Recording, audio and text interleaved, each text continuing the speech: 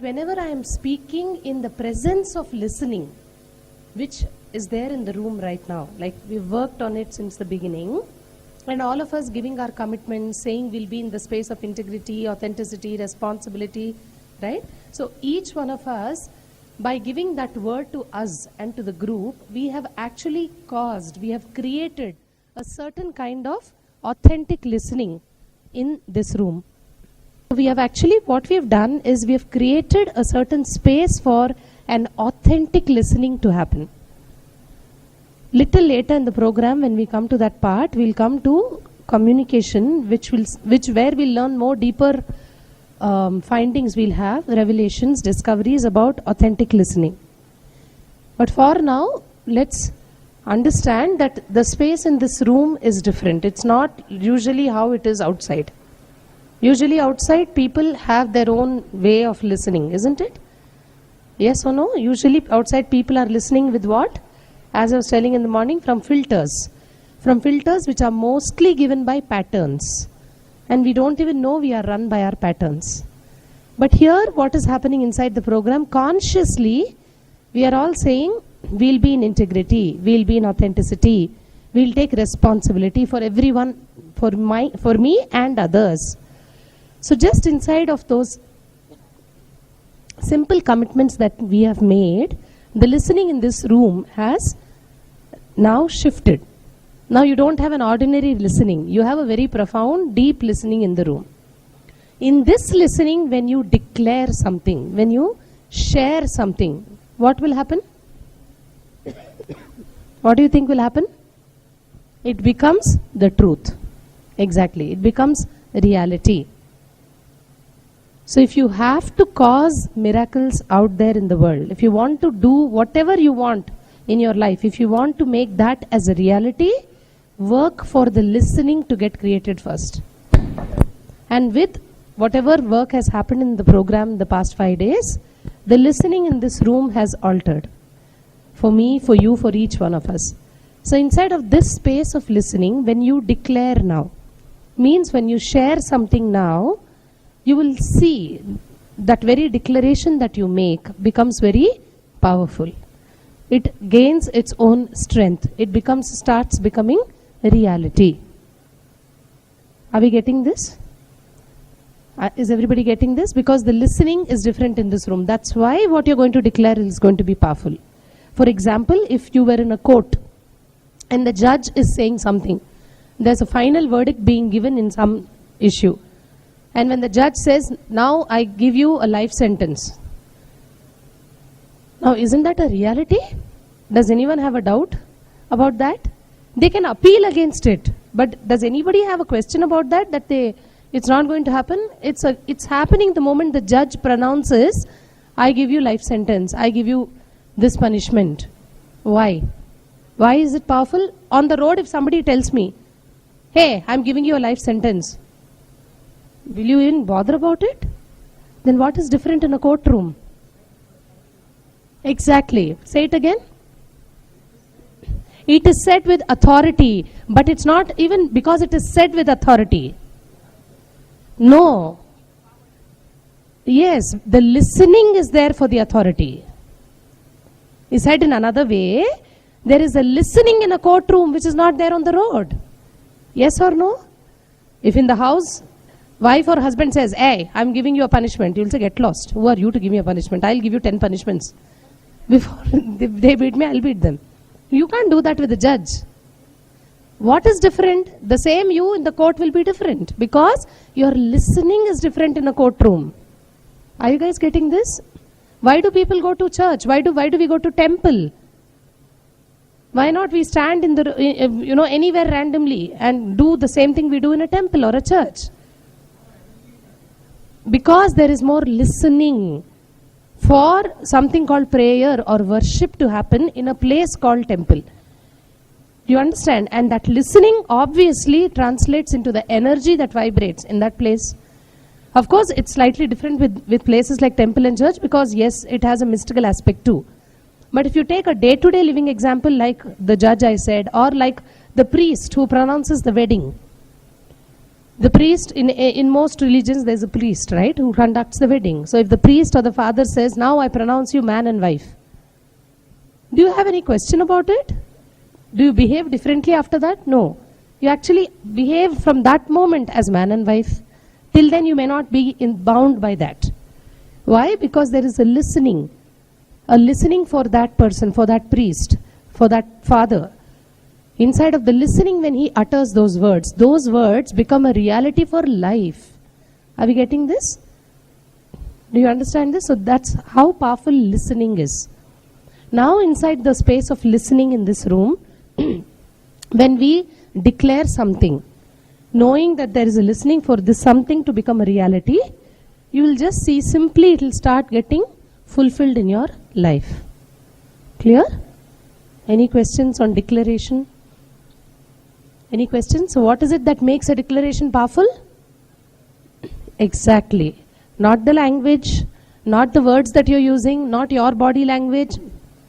All of that is secondary. Primarily, what is it that causes declaration to become a reality? The listening that is provided for that declaration makes the declaration powerful. Did we get this? Okay. So what we'll do now for the first part, first we'll sit with a partner. Sit with someone you may have not sat till now. Okay. It can be a person, obviously it's not like yesterday's process. So today you will sit with a person who knows the language, who can understand the language. Sit with one person, and the first, please listen before we start doing this. I'll just finish the instructions. The first part, even before sitting with a partner, look at all the list of your desires. Does everyone has a list? Some will have more, some will have less. We have a list, right? So in that list, look at what are the various desires you now know you don't want to hold on to. You know, you are completing themselves for you and you're dropping them. Can I have desires which I want to drop? I may have a desire and now I know maybe I don't want it anymore. It has been there, but let me complete and drop it. So look at, you need not have, by the way, you may have, you may not have, but if you have any desire that you now think you can complete and you can drop and move further, you know, mark it off. Strike it off. Clear?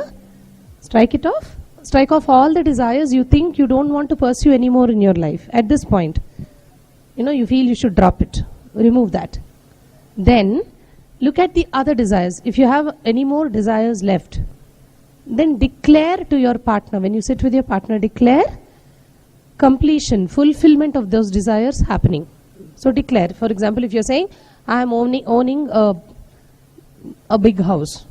If you're declaring that you're going to make that desire a reality, declare that in the listening of your partner. I am now living in a big house. And this desire I'm declaring is going to get completed, is being fulfilled for me in my life. It's like a declaration you're making towards fulfillment of that desire. If you don't want that desire, you are very clear, I'm going to drop it. I don't want to have this anymore in my life. Then to yourself you will complete. You know, it's like a self-declaration you will do. I am completing this. I am dropping this. I'm not going to hold on to this desire anymore. Do we get this? This is a very powerful process. Why? Because so far, desire was holding us. Now, with consciously looking into it and creating a declaration in a listening, I will hold the desire. Obviously, the second state is more powerful, isn't it? When I hold the desire, I am not a slave. I am the master of the desire. So I won't suffer in the process and I'll get what I want. But when the desire is holding me, what is happening? When something is possessing me, when the desire, something like a desire is possessing me, what's happening? I become a slave to that, and in the process of getting or not getting it, I'm suffering. Is this clear? What do we do with conflicting desires? Same thing. Just look in and see what is it that you really want. What is the one thing you want in it? What is it that you want to retain? What is it that you want to drop? You want to share an example? You have anything like that, or you think you'll work it out?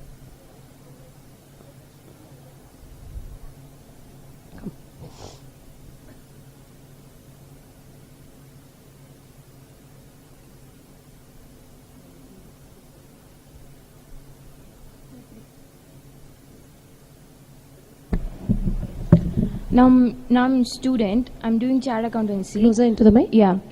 So after finishing my chartered accountancy, I have two options: going for employment or practicing myself. Like, I'm not clear about that. I know, like, I have a desire for both, but I don't know which to pick. Okay. Like that. So what will you do now?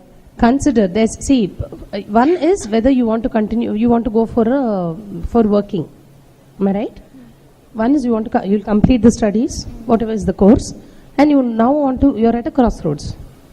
A crossroads whether I need to work for someone or do a business kind of a thing. Like, start up my own firm, isn't it?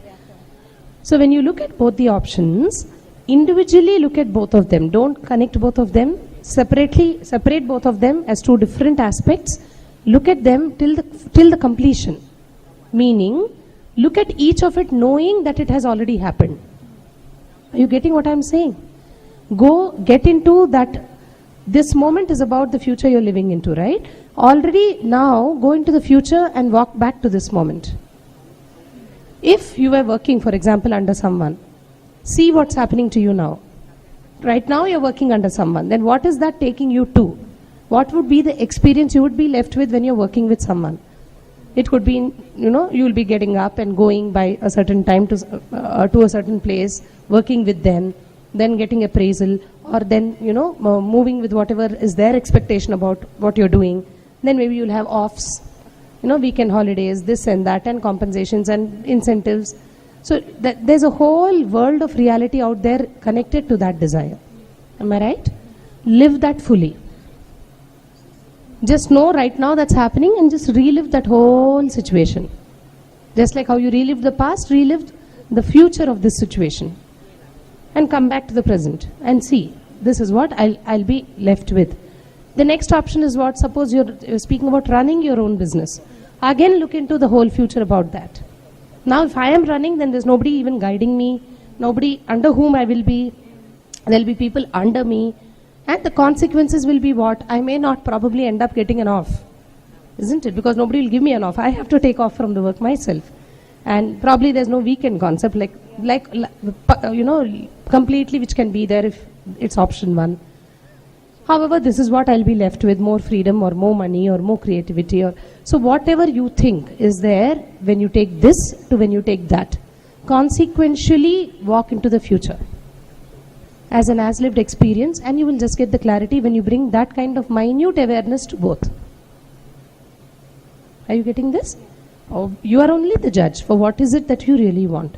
So sit with both of them, separately relive them as if it's happened, and then look at what you will be going through as an experience, and then you will be able to take a call.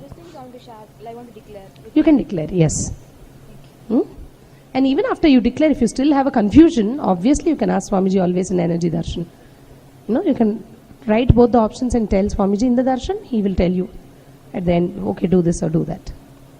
But if you have clarity before that, good. Yes, ma'am.